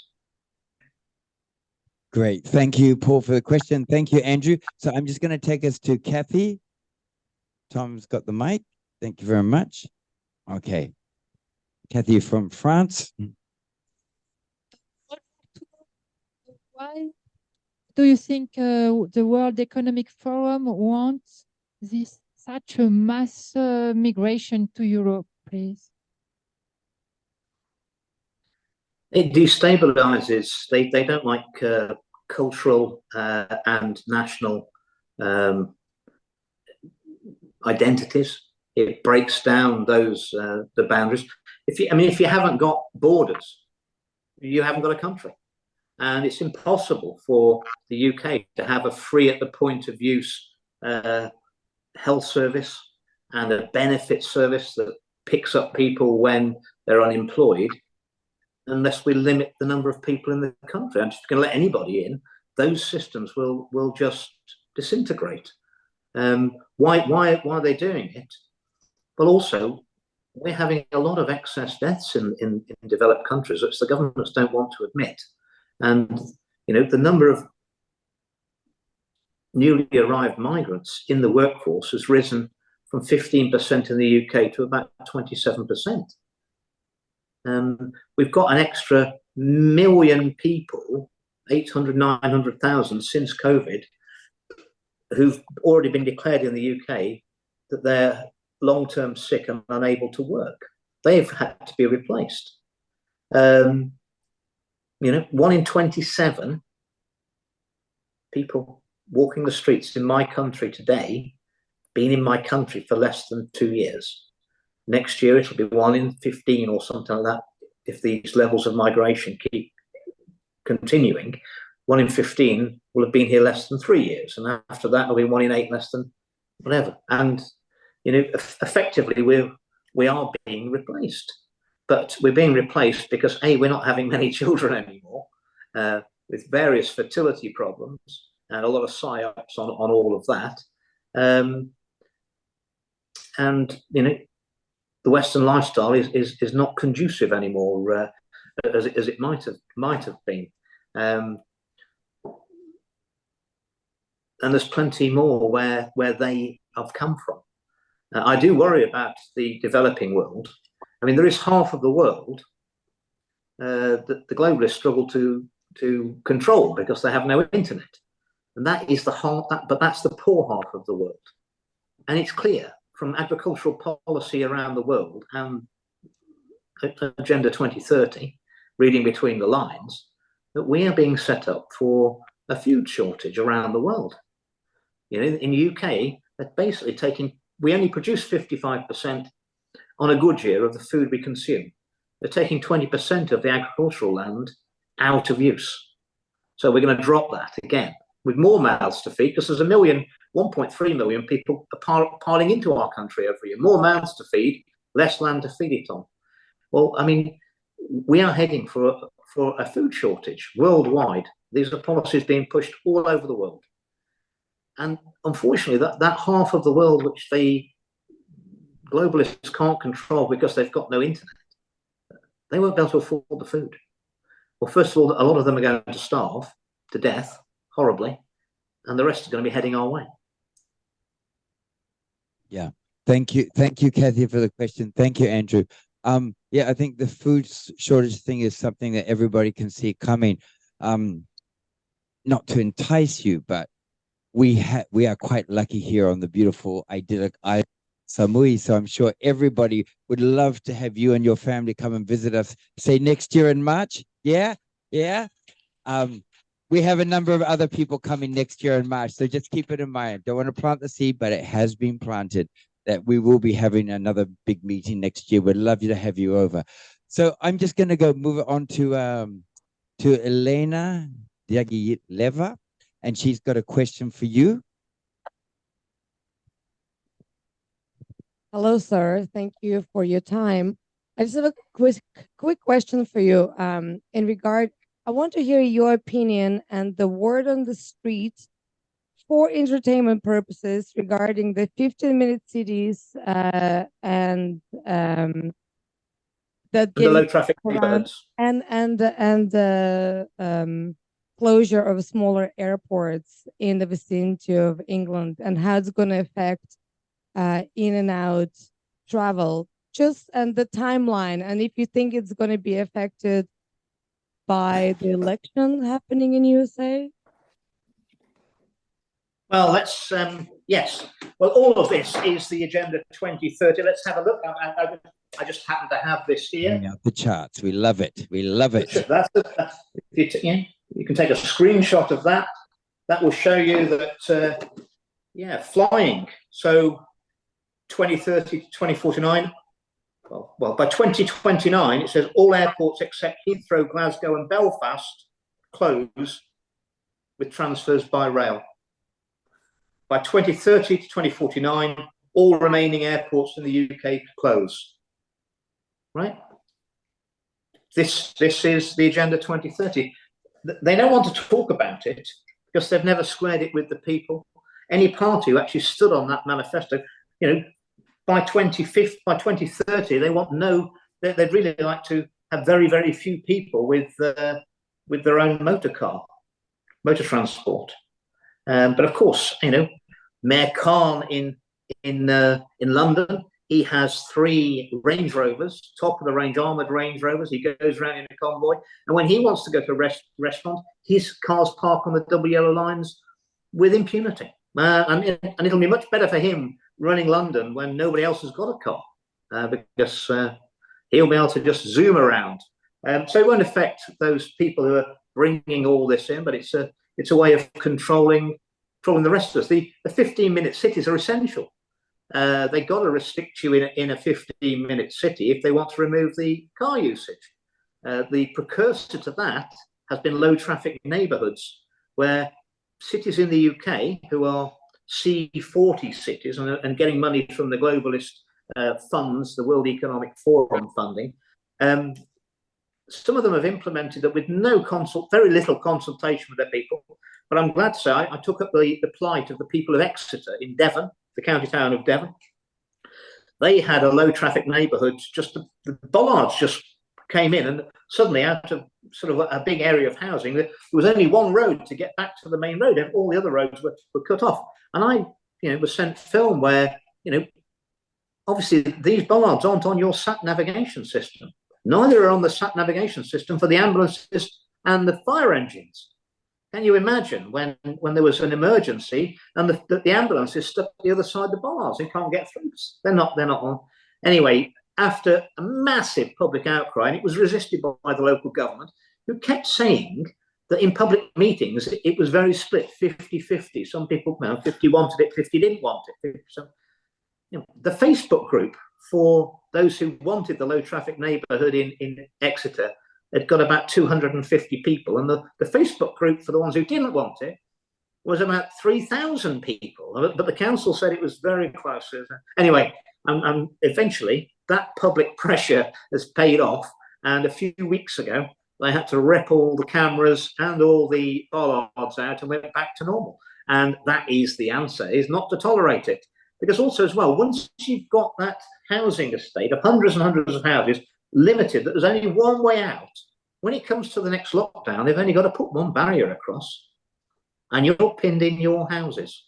And they'll say it was, it's the traffic and less pollution. That's rubbish.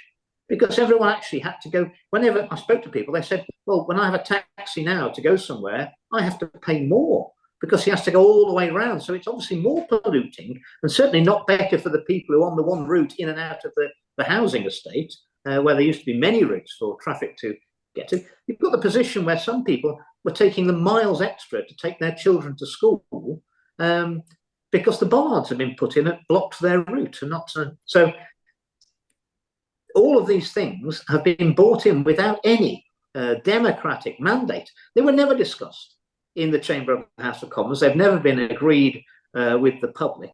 And again, they joined a long list of many items, whether that's vaccine harms, excess deaths, WHO, net zero, the 15-minute cities. Yeah, that is the future for humanity they've got in store for us. And it will happen unless we stand up and say, no, we don't want that future for our children. Because otherwise our children will never know what they missed.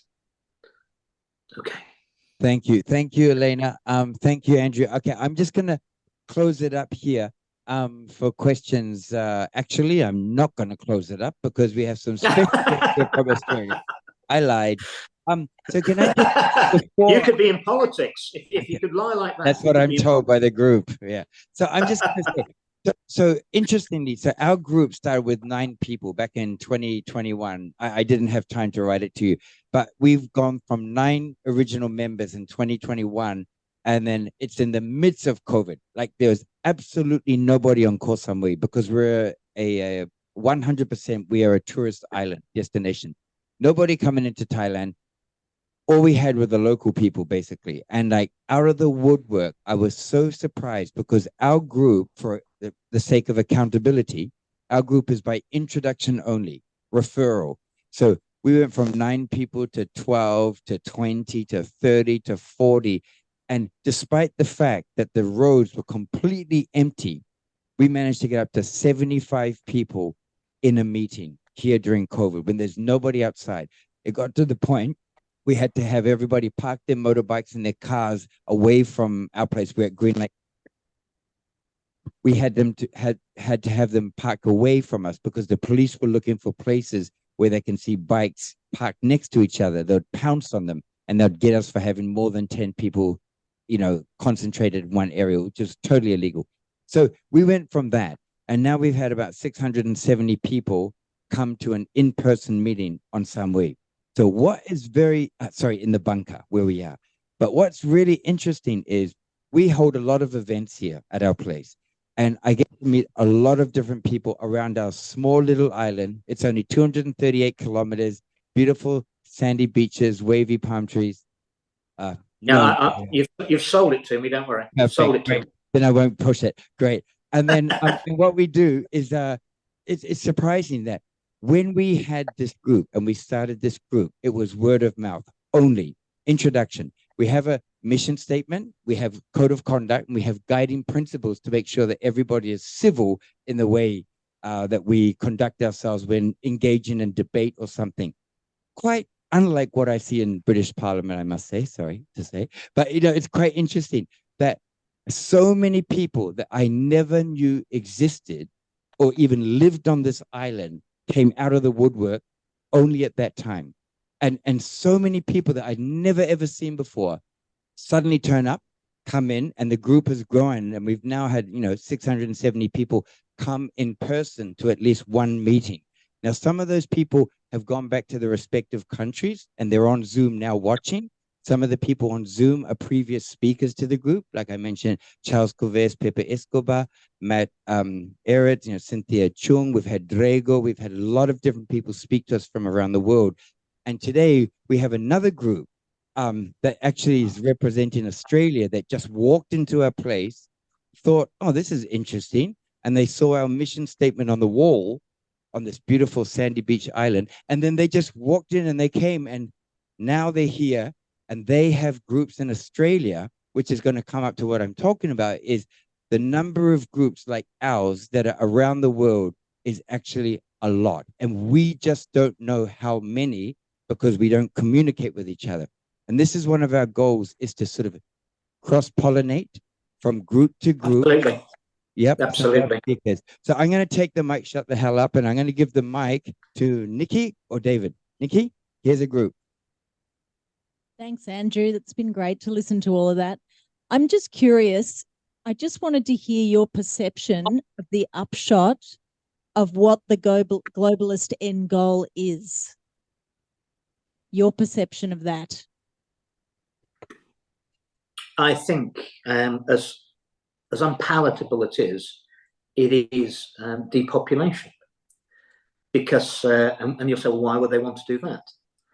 That's because the robotics and the AI is far better than we're being shown. It's far more advanced. And unfortunately, they don't need most of us, the vast majority of us. And they don't want to keep us. As Noah Harari said, who's the advisor to Klaus Schwab, the psychopath, they don't want to support the useless eaters.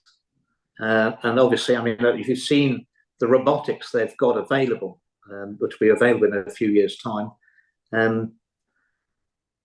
you know, they're not going to use that technology for the benefit of communities. This is for the benefit of the elite who've got control of this technology at the moment, and it's going to be used against us. They don't want people without a job. That is why we're seeing euthanasia of elderly people in hospitals in the UK and around the world, because they see them as no longer economically productive. When you go into hospital in the UK, you have a vulnerability scoring now if you're over 60. And on your comorbidities, if you get 6 or over points, you're not having treatment, you're going to be put on end-of-life care, terminated. And you get 6 points for dementia or Alzheimer's. So basically, if you've got dementia or Alzheimer's and you have to go in hospital in the UK, you're going to be terminated. That's the sort of caring society we're living in. Yeah. So, you know, it's happening, and we're going to have to stop it, because you think about it. I mean, from when I was a child, I was always promised that with the things about technology were going to be that none of us would have to work in the future. We'd have these robots and everything will be doing it for us. Well, I mean, we could get back to it pretty good as long as we shared the fruits of these endeavors, these inventions, and we shared them fairly. It could be very good for humanity. We could have families where we're so productive that only one of us has to go out, whether that's the man or the woman, or we take it in turns to go out and earn money, and the rest could actually stop at home and look after the children. This could be a golden age of humanity. They don't want that. They want to have the rewards for the technology, and they don't want people who they feel are useless still having a vote, because they fear democracy, and we have to use it. Use our votes, use our voices, use our feet while we've got them. Great, thank you. Okay, sorry, Ruben. Okay, thank you so much, Nikki, for the question. Thank you, Andrew, for the answer. I am going to round it up, because of time. But I just want to say, so you're basically. I think I've given you your money's worth today, haven't I? Yeah, you had the time. Are you okay for time? Yeah. Okay. So sorry, excuse my French, but you're saying that basically, like in the long run, they're totally fucked. I mean, like if we all stand up and say we do not comply, they really don't have anything to stand on, right? Yeah, I mean, you know, we have a very controlled media in the UK, but I mean, when the policeman, when the soldier, when the cameraman for the BBC realizes that he is, through his actions, supporting an organization which is working against his and his family's, his friends, his loved ones' interests, and they say, I just don't want to play this game anymore. Sure. Then it's all over, isn't it? Absolutely. Just like you have a big protest or a big massive protest in the street, there's going to come a time when the riot police themselves realize that either their wife, husband, mother, father, father-in-law, son is in that very crowd, and hopefully they'll come to their senses then. Yeah. Okay, so I'm just gonna. I have a question, 2 more questions, and then I'm gonna ask you the final question myself. Is that okay? Just little ones. Go on, man. Go on. Just a quickie. Indulge me. Thank you. So we have Mike Everett here. He's curious about your views on the current central banking system, and just how do you see the role of central banks fitting into reforms that you would propose? Like, are there specific aspects of the central banking system that you believe need change? And if so, Absolutely. any alternative approaches that you'd advocate for? Yes. Well, a central banking system, how we got into a position where we allowed private companies the ability to create money from nothing and charge interest for it, and the power that comes from that, which is why they can bribe anybody. Because it'd be like me trying to bribe you with buckets of air. It doesn't mean anything. Give you 50 buckets, give him 100 buckets. It doesn't make any difference. They're creating the money. And when and that has also, we've got an unhealthy corporate situation where some corporations, whether that's BlackRock or Vanguard or others, and they're more powerful than nation states. They have more power. I mean, that is tremendously unhealthy. But the central banking system, the fiat money, the ability to print money that doesn't exist, it only works on trust. And I think that trust is going to be tested in the very near future. I think they've pumped the Ponzi scheme up as far as it can go, which is one of the reasons why they want to shift us onto this net zero nonsense. Because the same people who have the ability to create the money from nothing are going to be the same people who create the carbon credits that don't exist either and charge you for those. And that is the next scam to keep the Ponzi schemes moving. That is the next scam as this one comes to an end. But I mean, their plans will be to crash the banking system worldwide. That's going to happen in the next 12 months anyway, possibly as soon as November. And then they will try and bring in a digital banking currency with the digital ID, which then we've got the basis, all the tools in place for a Chinese-style social credit scoring system. And that is a digital prison we don't want to get into. And it's always easier to avoid the trap than to try and get out of the trap once we're in it. So let's not go in it. Again, we need to resist all of this. And it's all be sold to us for our convenience and safety. And it's not safe, and it will turn out to be very inconvenient. And also, when you don't need a low traffic neighborhood or a 15-minute city. Once they've programmed your bank card that you can't buy anything more than 15 minutes from your house, where are you going to travel? Where are you going to travel? And that currency will be programmable on what you spend it on and where you can spend it. Absolutely, totally agree. Thank you so much. Which is why I sort of suggest. Did I mention Koh Samui is a beautiful sandy beach place you should come to? I may have mentioned it, right? Right. Okay, so I'm just going to take the last question to our Zoomer. Stuart, are you still there? Stuart in Cairns, Australia. I am, yes. Can you hear me? Okay, yes. So you take the last question before I do the real last question. Okay. Yeah, thank you, Andrew, for a fantastic talk. I just want to your opinion on whether you feel the BRICS and what's called the Global South will offer any resistance to the globalist agenda, since they're very much about preserving sovereignty. I mean, I couldn't imagine Russia, for example, accepting any sort of agenda from the West after the way it's been treated the last few years. Go ahead. Well, absolutely, and you can't blame countries for being very suspicious of using or reluctant now to use the American dollar as a reserve currency for transactions, when the Americans basically have held the Russians to ransom and frozen their assets in American banks. Of course, people don't want to allow their nations to be controlled by the US like that, and that has precipitated a movement away from the dollar.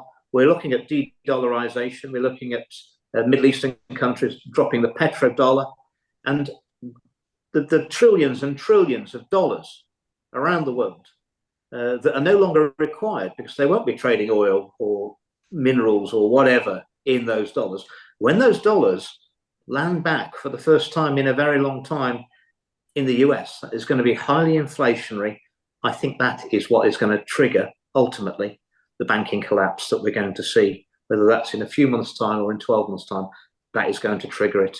And yeah, the BRICS are going to be fine because they're having their currencies backed up by gold, silver, diamonds, whatever their natural resources are. And that is a currency which will have real value. Whereas our fiat money that we're using now is backed up by nothing, because we came off the gold standard a very long time ago, and it's all on trust and de-dollarization. I mean, it'll have a tremendous effect on the UK economy, because after, you know, the US, Canada, UK is highest link to the American economy, certainly in Europe by a long way. So yeah, that's what's going to trigger the collapse. Thank you, Stuart, for the question. Oh, sorry. Is that it? Good. Yeah, it's just that there is a ray of hope then. So something positive might come out of this. While there's humanity, there's hope, and I think we're pretty irrepressible. And yeah, it's but what a time to be alive, people. Hopefully we are going to see some real changes, I hope, and we do have a chance to make massive improvements, because when this is over, and I believe it will be over, we are going to be able to build a better society than we had before, something that's fairer. Wonderful. Thank you, Stuart, for the question. Andrew, thank you so much. And you just gave us a message of hope. We always traditionally like to end on a uplifting message of hope, but are there any words of wisdom, any last words? Yeah, I mean, keep the faith. It will be over, and I think the globalists are panicking. They're trying to push forward. It is going to be a bumpy ride over the next few months, but it's always darkest before dawn, and I think we're going to have a new dawn, and we are going to have a great reset. But it isn't going to be the one that Klaus Schwab and his lackeys want. We're going to have our own great reset. Okay. Wonderful. Thank you. Great. Big hand from the crowd at that great reset party was going to be on Koh Samui next year. Another hint there. But thank you so much for your time. Greatly appreciated. Thank you very much to all the people on Zoom. And Andrew, again, we'll stay in contact. And do we want to see Andrew sometime in Koh Samui? Yeah? No pressure. But thank you so much. And we'll talk to you soon. Thank you. Thank you for your time. Okay. Bye-bye, everybody. Thank you. We're in the session. Bye-bye. Thank you. Bye-bye.